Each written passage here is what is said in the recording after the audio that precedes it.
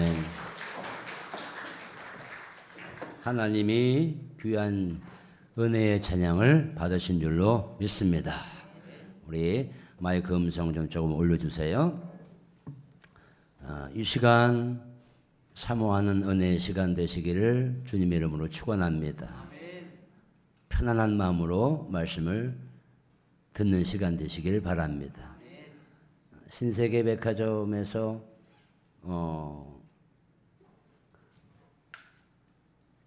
대전 KBS 방송인가요? 그 과학 엑스포 대교를 건너갈 때 강이 흐르고, 또 우리 중촌동과 둔산동 사이에 강이 흐르고, 제가 늘 그런 거에 관심이 많다고 그랬잖아요.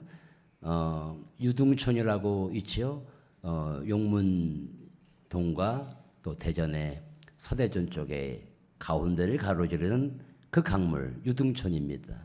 유등촌의 강물의 물줄기를 쭉 쫓아 올라가면은 저 장태산 자락에서 물줄기가 시작되곤 합니다. 가보진 않았지만 네이버 지도로 찾아보니까 그렇게 돼요. 우리 한강, 여러분 서울에 살지 않으셔서 모르겠습니다만 서울에 살다 보면 한강의 발원지는 어딜까 이게 궁금해하기도 했어요. 한강의 발원지는 저 태백시에 함덕산이라고 하는 한백산이라고 하는 곳이 있는데, 한백산과 대덕산 사이에 800고지에서 검룡소라고 하는 샘에서 물이 딱 터져서 흘러 514km 정도 한강으로 닿다르면, 그래서 한강의 첫 발원지는 자 태백시에 있는 검룡소다 이렇게 생각을 해요. 그래서 그 검룡소에서 물이 흘러내려가 가지고 남한강으로 오고, 물론 한강의 발원지가 그 하나만 있는 것이 아니라 저 북한강 쪽으로 다른 곳에서 곁가지로 물이 흘러 들어오겠지요. 그런데 그냥 태백시청에서 1987년도에 국립지리원의 실측 결과 그 검룡소를 한강의 발원지로 이렇게 인정을 하고 발표를 했습니다. 제가 왜 이 설교 시간 소도에 유등촌의 발원지 혹은 한강의 발원지를 이야기할까? 이게 오늘 말씀과 근거가 없는 예화를 제가 전혀 하는 게 아닙니다. 사랑에도 뿌리가 있다, 사랑에도 원줄기가 있다, 이런 말씀을 드리려고 예화를 하는 거지요. 사랑에도 뿌리가 있습니다. 사랑에도 뿌리가 있다는 말은 사랑을 하기 시작한 분이 있다는 거지요.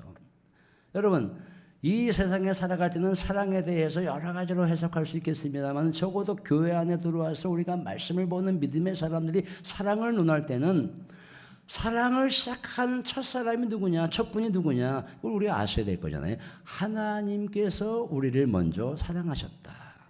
사랑의 뿌리는 하나님께 있다는 거지요. 그래서 오늘 본문 말씀은 아닙니다만은 요한일서 4장 9절로 11절 말씀, 우리 함께 화면을 보시고 함께 읽는 거예요. 요한일서 4장 9절로 11절인데 여러분들이 많이 보셨던 말씀이죠. 함께 읽습니다. 시작. 하나님의 사랑이 우리에게 이렇게 나타난 바 되었으니 하나님이 자기의 독생자를 세상에 보내심은 그로 말미암아 우리를 살리려 하심이라. 사랑은 여기 있으니 우리가 하나님을 사랑하는 것이 아니요 하나님이 우리를 사랑하사 우리 죄를 속하기 위하여 화목제물로 그 아들을 보내셨음이라. 사랑하는 자들아, 하나님이 이같이 우리를 사랑하셨은즉 우리도 서로 사랑하는 것이 마땅하도다. 사랑은 여기 있으니 10절 말씀이죠. 우리가 하나님을 사랑하는 것이 아니요 하나님이 우리를 사랑하사.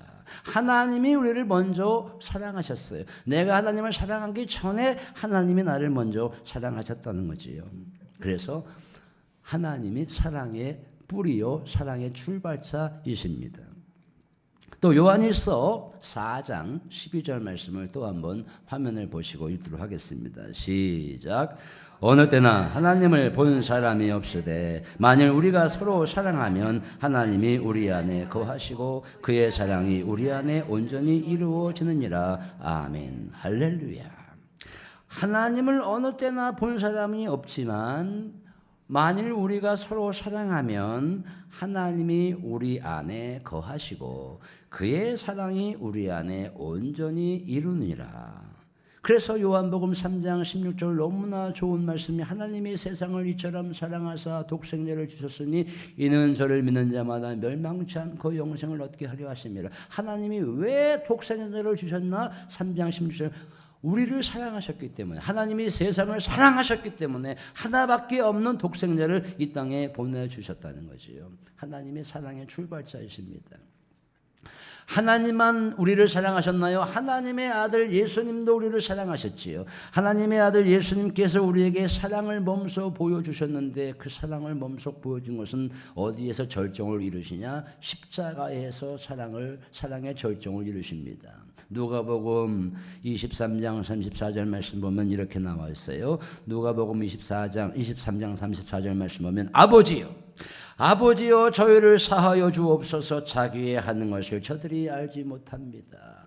십자가에 달려 돌아가시면서 고통 가운데 계셨던 예수님이심에도 불구하고 그 예수님은 누구를 위해서 기도했느냐? 저희를 사하여 주시옵소서. 저들의 죄를 사하여 주시옵소서. 저들은 자기의 하는 것을 저들이 알지 못합니다. 이게 사랑의 절정을 보여주신 거지요. 빌립보서 2장 6절로 8절 말씀 함께 읽습니다. 화면을 보시고 빌립보서 2장 6절로 8절 말씀 시작. 그는 하나님의 본체시나 하나님과 동등됨을 취할 것으로 여기지 아니하시고 오히려 자기를 비워 종의 형체를 가지사 사람들과 같이 되셨고 사람의 모양으로 나타나사 자기를 낮추시고 죽기까지 복종하셨으니 곧 십자가에 죽으심이라. 아멘. 우리 예수님은 하나님과 같은 본체시지만 하나님과 동등됨을 취할 것으로 여기지 아니하시고 당신을 비워서 종의 형체를 가지시고 사람들과 같이 되셨고 사람의 모양으로 나타나셔서 자기를 낮추시고 죽기까지 복종하셨으니 곧 십자가에 죽으심이라. 왜 십자가에 죽으셨습니까? 우리를 사랑하셨기 때문에 죽으신 것입니다. 여기 앉아 계신 아주 어린 아이부터 시작해서 중고등부, 청년, 어르신들까지 다 우리가 잊지 말아야 될 가장 기본적인 말씀은 세상의 설교를 통해서 성경 말씀을 통해서 다른 많은 말씀들을 알지만 가장 중요한 건 예수님께서는 하나님과 동등하시지만 자기를 비우셔서 십자가에서 달려 죽으셨는데 그 죽으신 것은 나를 사랑하셨기 때문에 그러하다. 하나님께서 사랑의 출발자이시고 하나님의 아들 예수님이 사랑의 출발자이시다. 내가 예수님을 먼저 사랑하기 전에 예수님이 나를 먼저 사랑했다는 거 아니겠습니까? 그래서 우리가 찬송하잖아요. 주 예수 내가 알기 전 날 먼저 사랑했네. 내가 예수님을 알기 전에 주님이 나를 먼저 사랑했어요. 이렇게 고백하시기를 주님의 이름으로 축원합니다. 고린도전서 13장 말씀은 우리가 이 땅에 살아가면서 믿음 생활하면서 너무나도 많이 보아왔던 하나님 말씀인데 이 뻔한 말씀이겠구나. 그래, 뻔한 말씀을 자주 듣는 것도 하나님의 큰 은혜라 생각이 됩니다. 고린도전서 13장 1절 말씀 보니까 1절에 보면 내가 사람의 방언과 천사의 말을 할지라도 뭐가 없으면 사랑이 없으면 어떻게 된다는 거예요? 울리는 꽹과리요 소리나는 구리와 같다. 내가 사람의 방언과 아주 기가 막힌 천사의 말을 아름답게 한다 할지라도 그 안에 사랑이 없으면 울리는 꽹과리일 것이고 소리나는 구리일 것이다. 울리는 꽹과리, 소리나는 구리, 이거요 알맹이 없는 시끄럽기만 하다는 거예요. 점집에 이렇게 지나가다 보면 점집에서 우리 깨가리 아우 시끄럽게 그러다가 가끔 징도 한번 징 쳐줍니다. 왜 제가 이 얘기를 하냐? 이 고린도 교회의 가장 큰 문제는 여신상을 믿는 우상 숭배가 팽배했던 도시예요. 아프로디테라고 하는 여신상, 고린도에 가보면요, 그 높은 산에 밑에 아프로디테라고 하는 신전이 지금도 있거든요. 그 당시에 그렇게 고린도 교회, 바울 사도가 2차 전도 여행 중에 세운 그 고린도 교회, 당신이 세운 고린도 교회 거기를 떠나서 나중에 3차 전도 여행을 하다가 에베소에 머물렀는데 그 에베소에 가서 전도 사역을 하는데 내 귀에 들려오는 것이 내가 2차 전도 여행 때 개척한 고린도 교회가 심각한 문제가 있구나. 우리 고린도 교회는 은사를 많이 받았고 믿음도 충만한 그러한 고린도 교회인데 한 가지 문제는 우상 숭배를 추구하는 그러한 교인들도 많아졌다는 거예요. 왜? 항구 도시이기 때문에. 근데 그 아프로디테 우상 숭배 신전에 또 여러 가지 잡신을 믿을 때 점집에 가듯이 뭐 울리는 꽹가리 소리 나는 구리처럼 여기는요 소리 나는 구리가 뭐냐? 관악기를 의미해요. 관악기.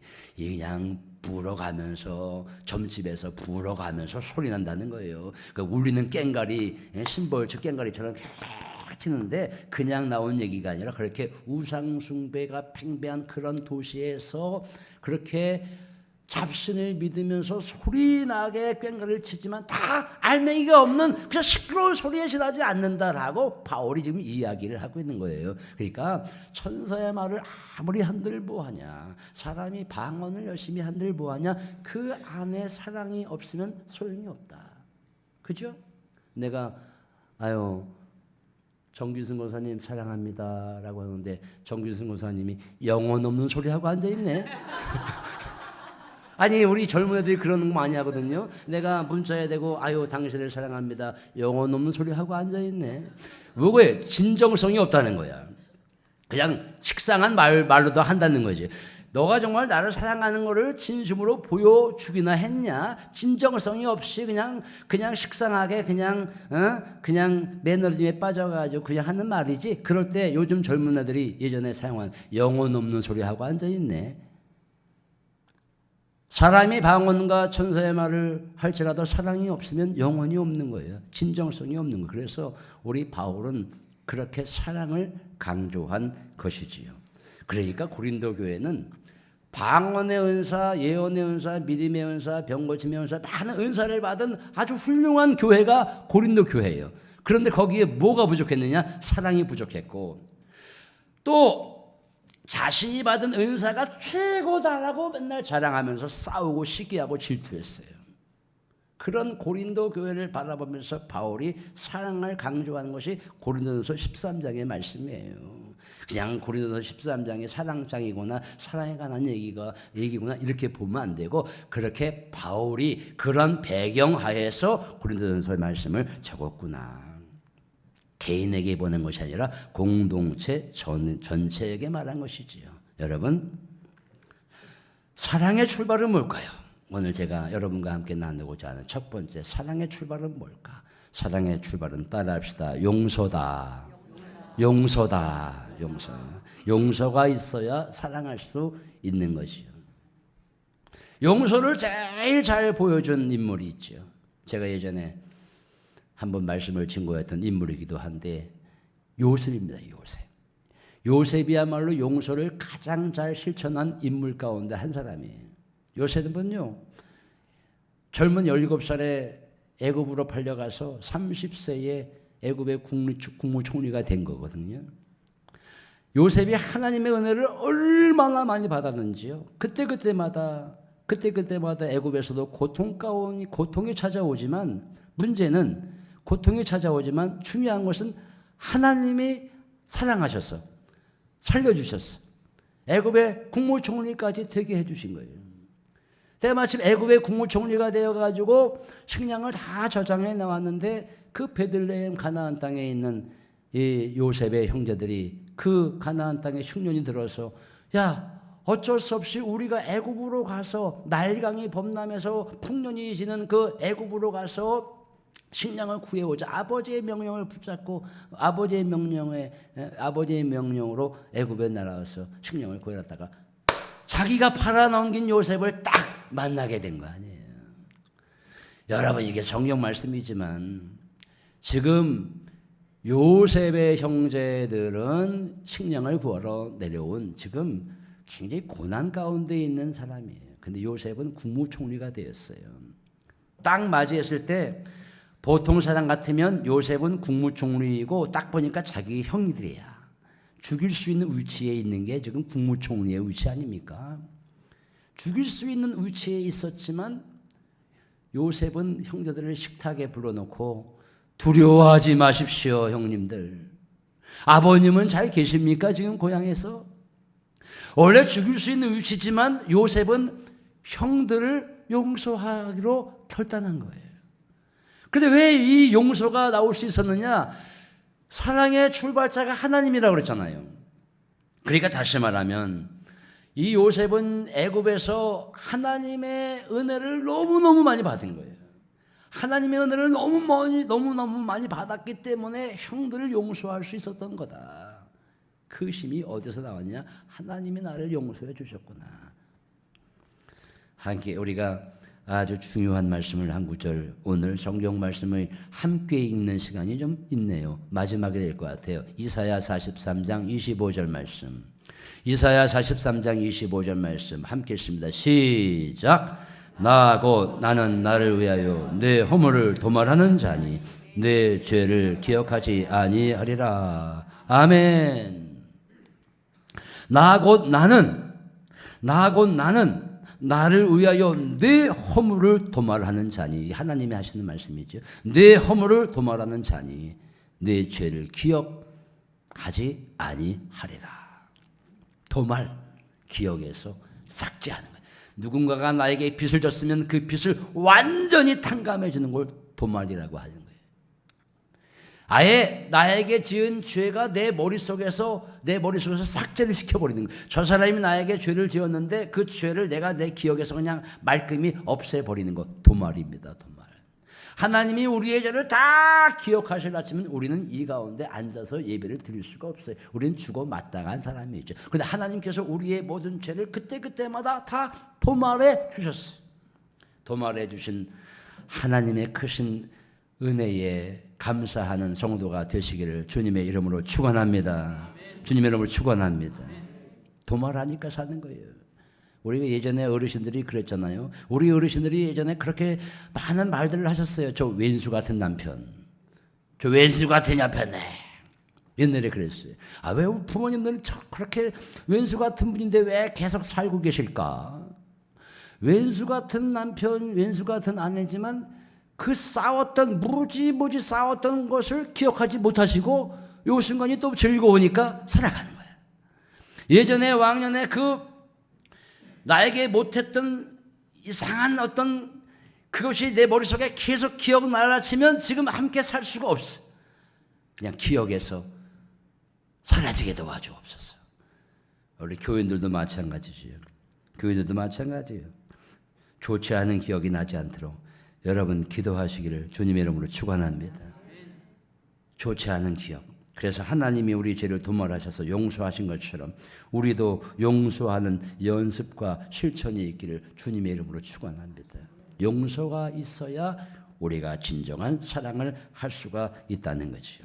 두 번째, 사랑은 책임과 의지입니다. 따라합시다. 책임과 의지이다. 사랑은 그냥 감정적인 에로스적인 그런 사랑이 아니라 책임, 의지적으로 사랑해야 한다는 거예요. 왜? 하나님이 나를 사랑하셨으니까. 하나님이 나를 사랑하셨으니까 또 주님이 나를 사랑하셨으니까. 그래서 요한 1서 4장 12절에 그렇게 그랬잖아요. 하나님이 이같이 우리를 사랑하셨은즉 우리도 서로 사랑하는 것이 마땅하도다. 마땅하도다는 사랑해도 되고 안 해도 되고 될 만한 문제가 아니라 반드시 해야 된다. 마땅한 거예요. 마땅하다는 건 책임감이 있다는 거죠.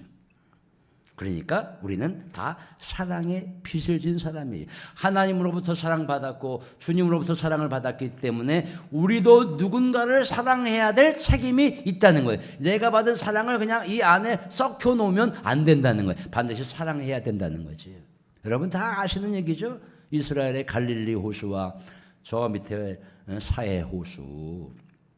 갈릴리 호수는 예수님이 갈릴리 호수에 바로 나오시면서 세례 요한에게 세례를 받으셨거든요.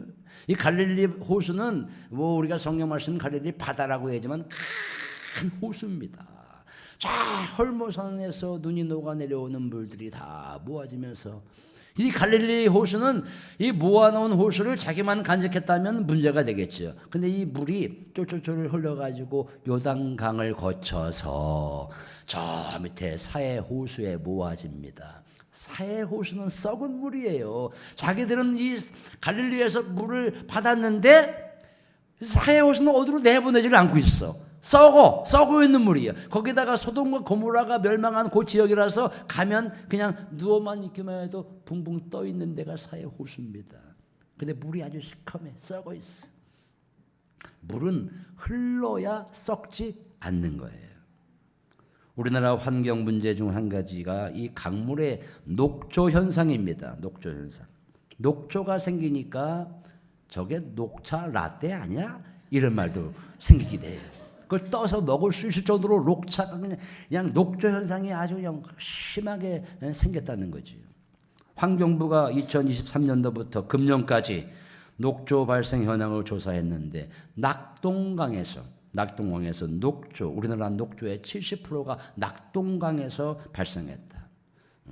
우리나라 강 중에서 제일 많이 그래 낙동강 주변 사람들이 아주 지금 뭐 고통 가운데 있잖아요. 그러니까 물은 뭐냐? 물은 흘려 보내야 하는 것이지 고요있게 하면 썩는 거라는 거예요. 사랑도 마찬가지.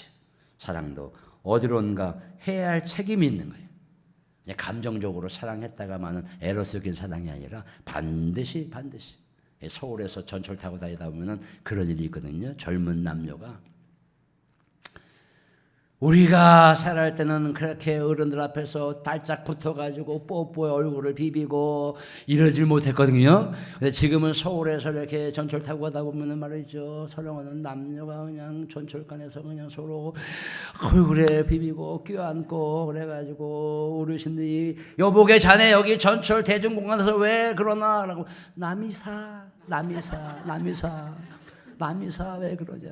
그런데 그런 에로스적인 사랑도 시간이 지나면서 서로 서운하게 되면 언제 만나냐 싶게 헤어지는 게 순간의 감정적인 사랑, 에로스. 그런데 우리가 사랑하는 것은 다 아가페적인 사랑이죠. 그리고 사랑은 우리가 얘기하는 사랑은 또 계산적인 게 아니에요. 1대1의 계산적인 게 아니에요. 품맛이성이 아니에요. 너가 나에게 1을 주었으니 나도 너에게 1만 주겠다. 이게 우리 그리스도인이 말하는 사랑이 아니에요. 너가 나에게 1은 주었지만 나는 너에게 5를 줄 수 있어. 이게 그리스도의 사랑이죠. 우리 어머니 아버지가 저를 키울 때 평생 저는 이렇게 야단을 많이 맞지 않고 자랐습니다.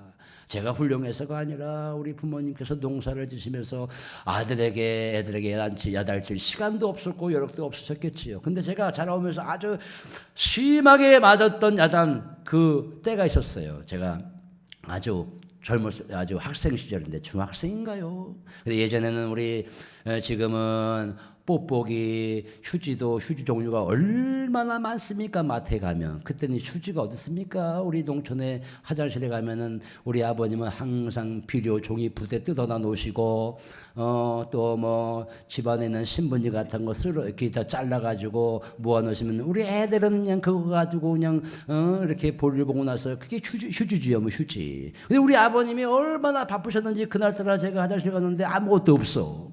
그래가지고 빨리 나가가지고 집안에 뭘 찾았는데 벽에 걸려있는 공책이 하나 있더라고. 공책. 그 공책을 가지고 나가가지고 우리 신문지나 이런 비료 부대 종이는 그 휴지로 사용하려면 그냥 하면 안 돼. 반드시 구겨가지고 부드럽게 해야 돼. 기억나시는 분 있어요? 우리 아버님이 걸어놓은 이 공책이 있는데, 야, 참 좋다. 그거 가져나갔네. 가져나가가지고, 한 장 가지고 안 되니까, 몇 장, 다 한 10장을 찍은 것 같아. 구겨가지고. 시간이 지났는데, 우리 어머니께서 노발대발 하셨어요. 이 공책이 어디 갔느냐? 그래서, 제가 화장실 갈 때 했는데요. 야 이놈아 이거 내가 누구네 집에 얼마 결혼식 해가지고 10,000원 얼마 적어놓고 누구 장례식에 20,000원 적어놓고 그 당시엔 다 그랬어. 5,000원 10,000원 이게 다 적어놓고는 내가 이걸 잃어버렸으면 내가 그 집이 나한테 얼마인지 어떻게 아니? 너 이놈아 지금 무슨 짓을 한 건지 아니? 저는 그때도 이게 무슨 말씀인지 알 수가 없어요. 각하실까 뭐 얼마 하는지냐 아버님이 들으시면 되지 뭐. 아니다 이놈아 그 집에서 5,000원 했는데 내가 10,000원 할 수 있는 건 아니지 않냐. 사랑은 1대1의 품앗이 관계가 아니라는 거예요. 우리 그리스도인이 말하는 것은 아가페적인 사랑이지요. 우리 하나님께서 주신 사랑도 하신 사랑도 아가페고 주님께서 하신 사랑도 아가페고 우리 일상적인 사람들이 말하는 사랑은 에로스지요. 그래서 오늘 13장 4절 말씀과 7절 말씀에 뭐라고 나와 있느냐? 사랑은 오래 참고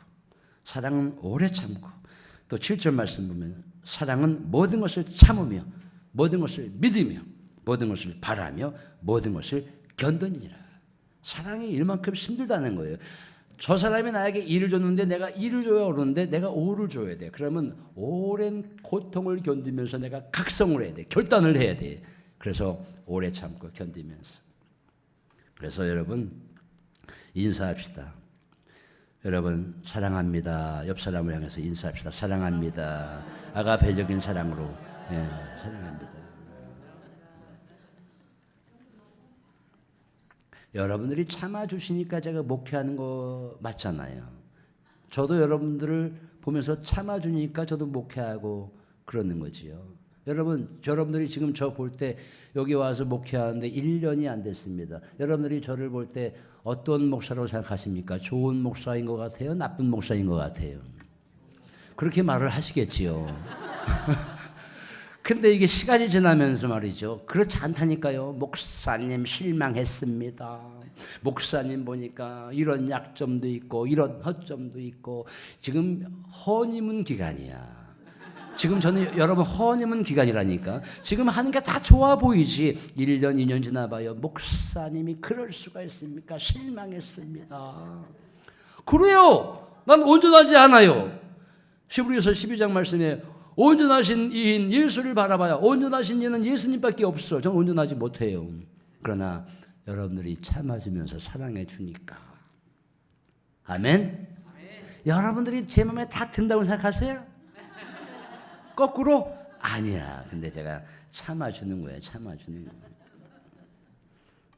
세 번째 마지막이에요. 사랑은 그래서 13장 5절 말씀 보면 사랑은 무례히 행하지 아니하며 자기의 유익을 구하지 아니하며 자기가 받은 은사만 최고다라고 얘기하면서 고린도 교회 교인들이 믿음의 은사, 통역의 은사, 방언의 은사, 예언의 은사, 병 고치는 은사 내가 받은 은사가 최고야라고 하는데 사랑이 없어.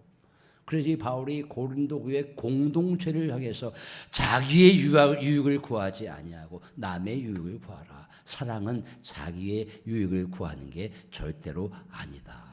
사탄은 야 너나 잘해, 너만 사랑해, 마귀는 너만 사랑해, 왜 남을 생각해? 라고 충동질하고 유혹할지 몰라도 그러나 하나님은 그렇게 말씀하시지 않지요. 항상 자기의 유익을 구하는 것이 아니라 남의 유익을 구하는 성도가 되라 이렇게 말씀하지요. 그래 저도 이렇게 설교를 하거나 여러분들 주위를 만나면 환하게 웃잖아요. 제가 환하게 웃잖아요. 이렇게. 왜 환하게 웃어요? 왜 환하게? 나의 유익을 구한다면 웃을 수가 없어. 쉽게 말하면은 내가 어떠한 심각한 고민과 고통과 기분 나쁜 일이 있어도 교회에 오면은 교인들 만나면 환하게 웃어야 돼. 우리 목사님이 인상이 좋으시네. 그러나 내 속은 썩는 것일 수도 있어요. 안내의원이 안내를 하는데 우리 송영희 집사님하고 이화영 집사님은 우리 송영희 집사님이 저한테 송영희 집사님이 반갑게 목사님 안녕하세요 이렇게 인사를. 안내의원이 만약에 인상을 팍팍 써가면서 엘리베이터 내릴 때 안내의원이 만약에 인상을 팍팍 쓴다면 안내의원 하면 안 되지. 안내의원이 왜 그래요? 왜? 남의 유익을 구하려고, 교회 공동체를 구하려고. 교사가 아이들 앞에서 환하게 웃으면서 아이들을 맞이하는 것처럼 우리 김창현 성도님이 핸드폰을 켜면서 즐겁게 웃으면서 주차 봉사하시면서 주차 들어올 때 이렇게 반갑게 맞이하는, 왜 그래요? 남의 유익을 구하는 선한 마음일 것이다. 사랑하는 성도 여러분, 항상 남의 유익을 구하는 이 사랑을 실천하는 성도가 되시기를 주님의 이름으로 축원합니다. 그래서 고린도서 12장 31절 말씀에 그렇게 나와 있네. 너희는 더욱 큰 은사를 사모하라. 내가 또한 가장 좋은 길을 내게 보이리라. 많은 은사가 있지만 다 통역하는 은사이겠느냐, 다 예언하는 은사이겠느냐, 쫙 말씀을 하면서 너희는 더욱 큰 은사를 사모하라. 무슨 은사? 사랑의 은사를 사모하라. 마지막입니다. 좀 마음에 안 들어도 서로 덮어주는 아름다운 교회가 되기를 소망합니다. 저는 우리 교회 모든 식구들이 서로 사랑하여서, 그래서 이 용산동, 또 관평동, 송강동, 봉산동, 이 유성에서 아주 소문난, 사랑이 충만한 아주 소문난 교회이기를 소망합니다. 아, 구죽교회 아주 행복한 교회구나, 사랑이 풍성한 교회구나, 이렇게 소문나기를 소망합니다. 그렇게 우리 모두 함께 노력하시기를 주님의 이름으로 축원합니다. 기도하겠습니다. 너희는